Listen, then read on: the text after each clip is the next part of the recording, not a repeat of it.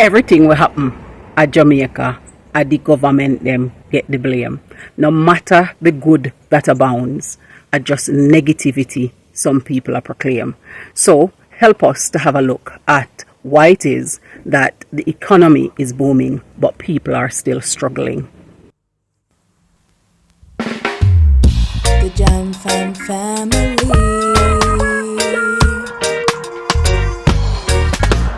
Jam Fam, come hang with me, yeah. Hello, Wagwan. Pick up yourself, whether you're there yard or you're there abroad. Welcome back to another episode of Life with the Jam Fams. Today we're going to be looking at why it is that the Jamaican economy is actually booming and doing very well since independence to now. And at the same time, there are still people who are struggling in the society.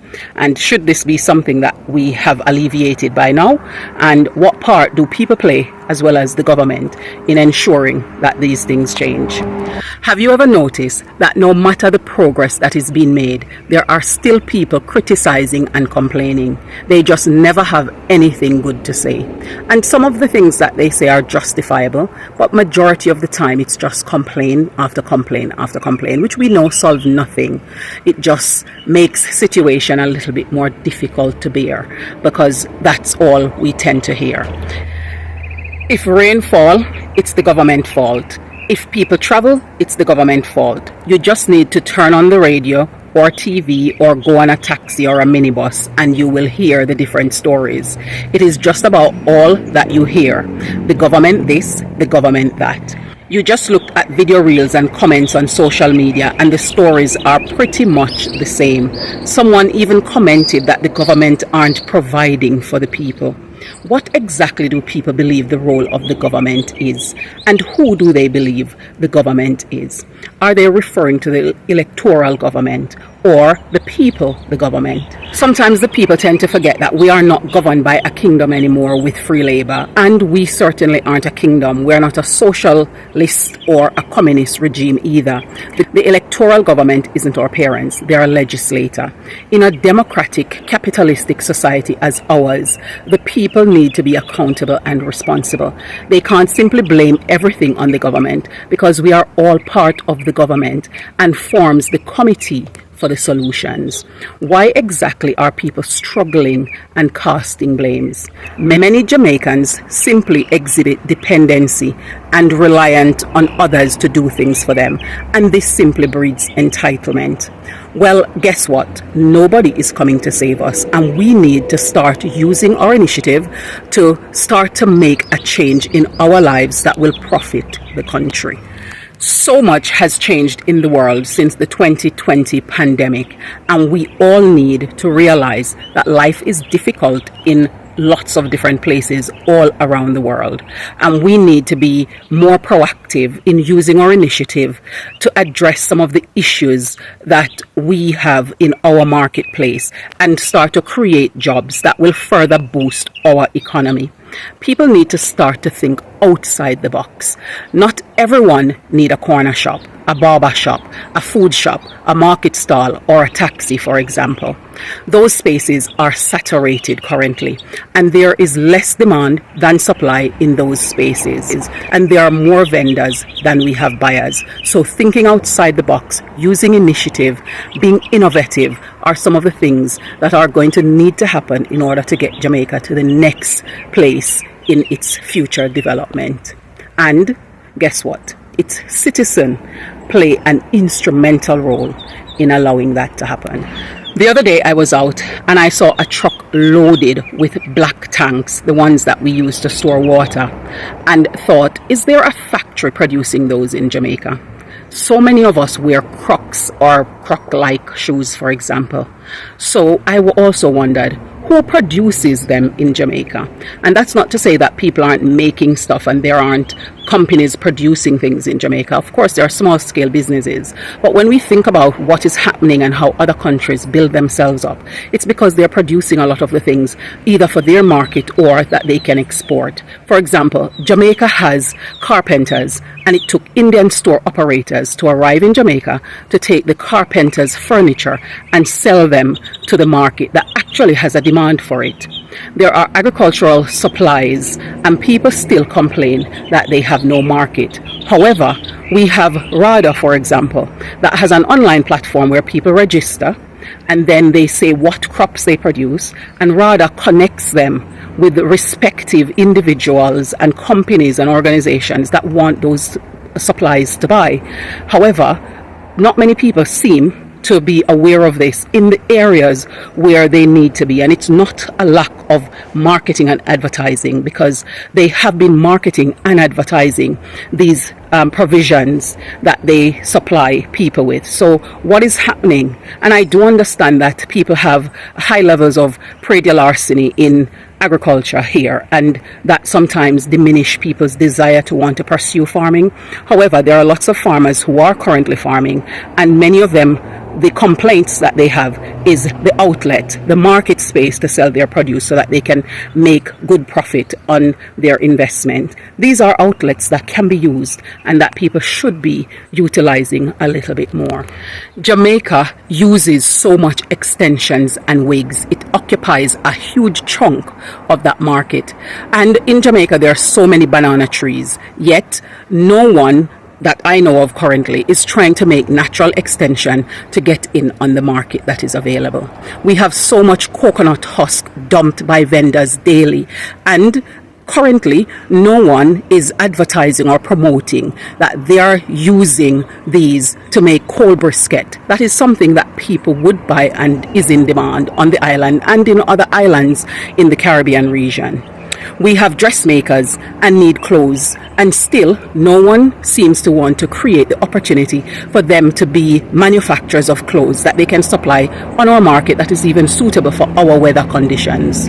As such, Jamaicans are stuck with just buying whatever trends of clothes that are available, no matter how immodest they are. That's what they're left with buying, whereas we could be making those ourselves. The same thing applies to shoemakers. We have loads of them. The other day I did see one company that is looking at making and is designing some shoes and some clothing and some bags and things like those, good quality things as well, that is being made, and he's marketing and advertising, so he's promoting. It would be good if we had more of those that were on the supply market, so that we can actually use them and create employment in our economy. We are constantly consuming and not considering how to be producers. We need to be doing that. When we look at other countries and notice how they've managed to grow out their economy, it's because they are considering to be producers. And the reality is that part of being a producer will mean that we will end up having to pay certain costs and certain fees, but it will not be to the detriment of the amount of profit we will make. When we go into these chains, whether it is to supply to reputable sources the things that we produce, or it is to become producers where we're scaling business and supplying the bigger market that's out there and available, it does mean that we're going to need to spend money, we're going to need to pay taxes and all of those things, but we need to do that investment if we're going to get the returns on investments that we're looking to achieve and add to the economy, because it needs that injection from us as citizens. In Jamaica, productivity is what makes the difference. It's time Jamaicans recognize that the plantations are closed and now people are responsible for their own needs and start to find ways to achieve these in ways that are going to build our economy, so that we as citizens become accountable. We keep comparing the government to those in other countries. Well, let's also compare the citizens to those in other countries. What we demand, let's also deliver. We can only enjoy those rights if we are first displaying and willing to display the responsibilities. Jamaica's fruits are ripe. It simply requires people to see different ways in which they can harvest them. We all need to put our shoulders to the wheel and play our part in reducing each other's struggles by treating each other better, looking for possibilities and going after solutions to our problems. Let's not continue the cycle of being part of the problem. Instead, let's become a part of the solution. We need to start to think creatively, strategically, logically, and critically so we can find ways to end Jamaica's struggles through improved productivity and rewiring our thinking to have a better outlook on our nation, and also the struggles of our leaders and our duty to do more innovative things that will tackle the problems that we face, to use those solutions to build our economy. The colonial era is behind us. Let's understand the role that we all need to play to make Jamaica the place to live, to work, to do business, raise family, and retire in style. Tell us your view in the comment section below.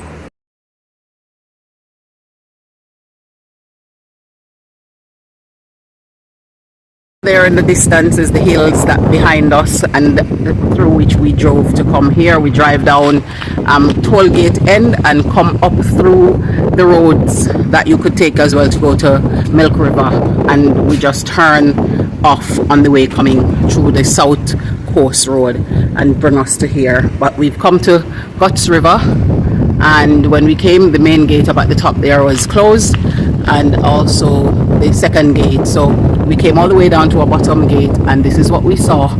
So the water coming out, you can see where the water coming out through up there, and it comes down, lovely crystal clear water. You can see all the way through to the bottom of it, and you can go across over through there and go over to the beach. There's a little bit of a sand dune over there, and then you go all the way over. There's a boat over there, but it looks like at the moment maybe the business wasn't doing as well as they'd hope, and it wasn't as thriving, so it looked like them shut down. I don't know if it's the seasonal shutdown or if it's just because of the fact that it's a Sunday, but we can see that there are some buildings that are here, and we have them. So this is the driver who's taking us on our South Coast tour today, and we can see that it's a spot that you could come to if you want to, but I don't think we're going to stay. Well, we're not staying. We're going to go to another area and just enjoy ourselves. But this is a place that quite a few people tend to come to on holidays, so maybe it's just a seasonal thing. But the water over there looks very lovely to go and enjoy the beach of it. So I'll get some more information and see when this place is open. But I know that it says, there's a sign on it that says it's up for hire for events if people want to host events down here as well. So it's worth doing. And look at that sea grape tree right here. It don't have no ready fruit on it right now, but it's right there. And we can see that people have been here recently because there was a fire pit that looks like it's been used recently as well. So the sea grapes on it aren't really ready, but we came, we had a look, and we can see over in there. I'll go a little bit closer so you can see the water. As we saw the river come around, it continues alongside here where it runs alongside, and then behind those plants is the sand dune that takes you down into the beach as well if you wanted to, and that river just continues along down the way down here as well. So we're going to move on to the next destination. We were looking forward to this one, but now we're going to move on. And there are some of the sea grapes for those people who don't know what it is. That's what it looks like, but they're not ready yet. So we'll let you know our next stop and let you see. But these are some of the buildings here that's under construction as well. So construction is happening, and hopefully they will open up again soon. But as I said, we'll try and find out, because we've seen a couple of videos of people who've come here and they were having a good time, and there were places where food was being sold and they were buying it. Up on the hills over there, look at that, lovely lush hills. And by the way, for those people who think that Manchester don't have water, this is the Manchester South Coast that we're on. Okay, and we hear that beach in the background, and we saw the Guts River where it comes up. So there are rivers in Jamaica, in Manchester. Most of them are underground and they just come up for short spells because of the fact that we have a lot of backside soil in the parish. But here is another path that we could take, And the water here is really shallow, actually, very shallow in comparison to the other one. So this is what it looks like, really shallow water here, and so we could walk there and go across to the beach if we wanted to. Show you what Daddy said. He don't know what kind of animal might be in the water, if alligator might be in there or stuff like that, so we should have taken the risk. So with that said, I'm going to just, the fact that it doesn't seem as though it's been a very active place in the last couple of weeks. So with that said, we're going to turn back and go to another river on the coast that he's mentioned as well. So you can see though that the water there is nice and clear.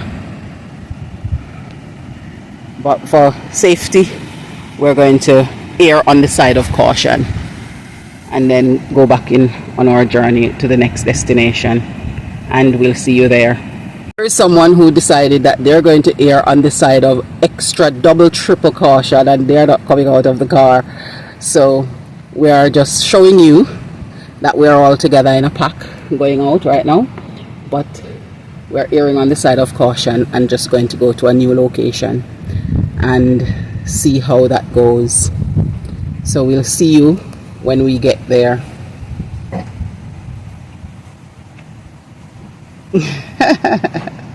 Well, I wanted to come on and just share with you another produce haul that I have. So right over here, if you can see, you see that I have some bananas that I got. I have a jelly and I have a lovely piece of yam and another bag of mangoes. Can you imagine? So I have a mixture here. There's the fine skin one, and then there is some normal common mango in there as well. So I'm going to be washing those up and having a go whilst this mango season continues. And me have to just go and thank my network for all of these supplies that I keep getting. And yesterday I went out and harvested some ackee from the tree in the backyard. So I managed to cook some and eat yesterday whilst I had some friends over, and I'm going to show you what I have left. And this is what I had left. So I had about 3 times this, and I cooked the rest and have this left. So we just went out and did an adventure out there, just picking those and sorting everything. I didn't record it at the time because I wanted to just respect my friends' privacy. But here you go, another food haul. So depending on where you live in Jamaica, this could be your experience too, and save you on some of the food cost as you go along. You know, things like this does happen. Nice and healthy produce. The Jam family.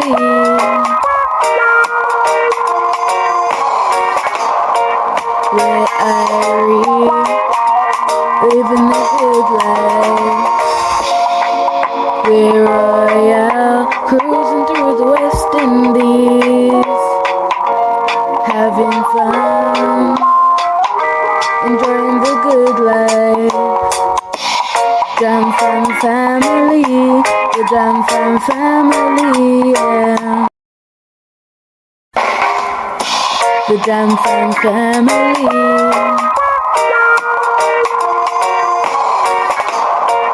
Where I living the good life. We're royal, cruising through the West Indies, having fun, enjoying the good life. Jam family, the Jam family, yeah. Jam fam. Hang with me. Thank you so much for staying with us here on this another episode of Life with the Jam Fams. We look forward to seeing you in the next one. Take care and bye for now.